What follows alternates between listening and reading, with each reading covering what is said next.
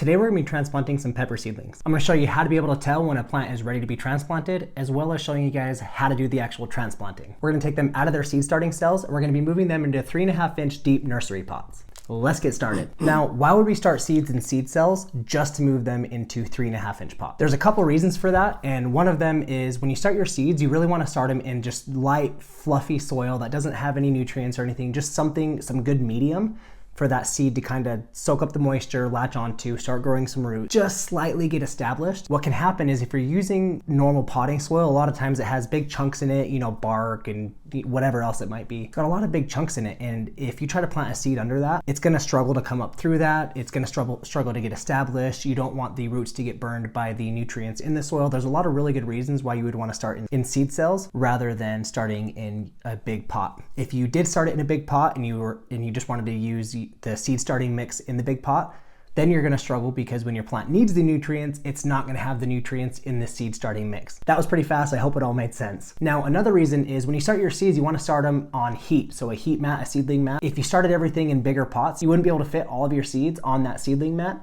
So if you put everything in trays, I was able to fit 300 seeds all on one seedling mat. One reason you want to be transplanting into some bigger pots is once the plants start to establish themselves, you're going to be watering those little seed trays at least once a day. They're going to get really dry really fast, and it's going to be constant upkeep trying to keep up with that. We don't like to keep them in the seed cells longer than we need to. So we transplant twice a year, and that's going to be one, which is right now when we're taking our seedlings out of the seed cells and moving them into our 3.5-inch pot. And the second time is going to be when we take them from the 3.5-inch pots and bring them outside and plant them in the ground. Now, how can you tell when a plant is ready to be transplanted? Well, there's a couple different ways. Look at the leaves on your seedlings. The very first little bottom set of leaves, they normally look different than your other leaves. And these are the very first leaves that pop up out of the ground when your plant very first germinates. These leaves are called cotyledons. And this is important to know because when people talk about true sets of leaves, they're talking about every set of leaves after the cotyledons. One major thing to look at for when a plant is ready to be transplanted, you want to have 2 to 3 true sets of leaves. So that means after the set of cotyledons. And the very last thing is when you pull your plant out of the seed cell, you want to be able to see the roots. The roots, you want them to touch the bottom, you want them to touch the sides, you really want them to be filling out that seed cell. And once you got all those things, you are ready to transplant. All right, we're going to need a couple supplies for this today. Those supplies are going to be 3.5-inch deep nursery pots.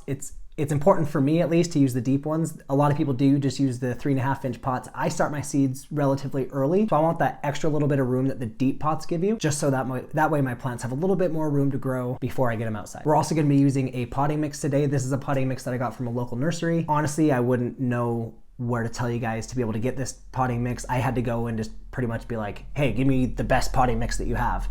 And they were able to sell me some of the stuff from their personal stock that they use for their own plants. So that might be a good option for any of you. If you're looking for some quality potting soil, go to your local nursery, ask them what the best soil is that they have, and go ahead and get that. My main issue from last year is I found some bags of soil, just some no-name brand bags of soil at Home Depot, and they were on sale for about 10% of what the normal price was. So I bought 20 bags of this soil, and I planted everything with it last year. And this soil was, I'm not kidding you, it was infested, totally infested with fungus gnats. And what fungus gnats do is you'll be able to see them flying around and stuff, but the really bad stuff is what's happening underneath the soil. When you have really young plants, the fungus gnats will go down and feed on the root, not letting your plants grow. I literally ruined my entire season because I went with some really cheap soil. Make sure you get some good quality potting mix for this. We're also going to be using 1020 trays, and we've got some plant tags here and a marker.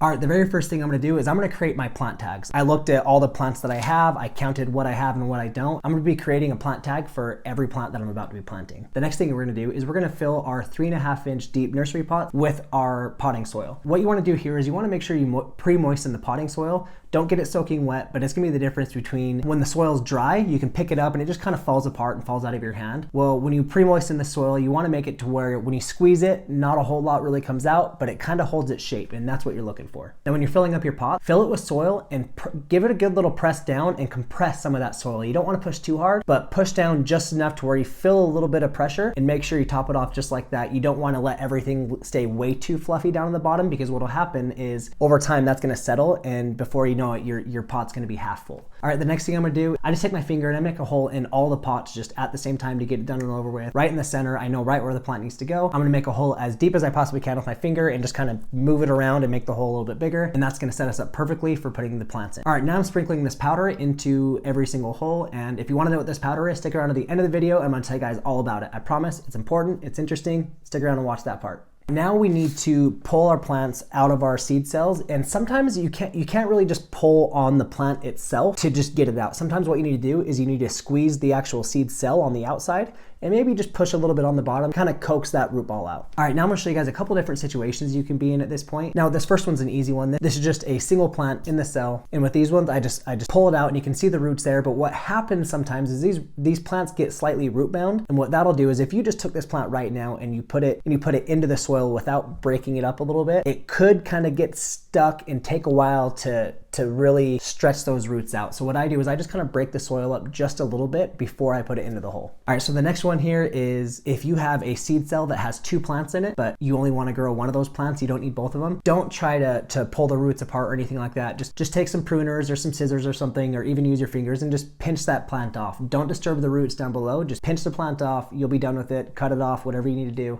But just get rid of the plant, it's not a big deal. And then once you get rid of the plant, do the same thing as we did previously, where you just kind of break the soil up a little bit and then plant that into the hole. All right, so for the third one, this is when we have multiple plants in one cell and you need to grow both of those plants. And what you do is you just pull them both out, just like you did with the other one. But then what you do is you start kind of massaging the soil a little bit, and we're trying to break apart these roots. So massage it a little bit, break it up, shake the plants a little bit, get some of that soil off of there. And once you loosen up those roots, you should be able to just kind of untangle them and pull them apart. Be as gentle as you can for this process, but the plants are gonna recover. I've never had a plant that actually died after doing this. Everything's always been able to make it just fine. So at this point, you just wanna very, very carefully pull those 2 plants apart. There's not gonna be any soil on the root. Put them both into those holes and you're gonna be good to go. If you're getting value out of this, subscribe to the Pepper Web. All right, once you got the plant in the hole, you wanna kind of push the soil back into that hole and then pat the soil down around the plant to give it a nice sturdy base to stand up straight and not just be falling over. You wanna make sure you put some good pressure around that plant and set it in there. All right, the next thing to do is I'm putting all my plant tags in, and I found these plant tags this season actually, and I really do love these plant tags. For now, the plants are really small, and I'm just gonna be taking my plant tag and sliding it down the back side of these 3.5 inch deep pots. I'm gonna be just sliding it down the back of them, and they sit all the way down to the bottom to where they just come up out of the soil just a few inches, and you can perfectly see the name on every single one. And the good thing about these is when I go to move them outside, I can pull these plant tags out and I can wrap it around a branch. I can put it around the base of the trunk. Last year I really struggled because every time I went out to the garden, I'd be walking around and I was just kicking plant tags all over the place. So by the end of the season, I hardly knew what was where. I had to go back to my notebook and kind of figure it out. It was just kind of a mess. So with these plant tags, they can wrap around the trunk. It's not gonna go anywhere. I can't kick them off. They're super awesome. Now, everything I'm using here today, I've got links in the description for, besides the soil, because I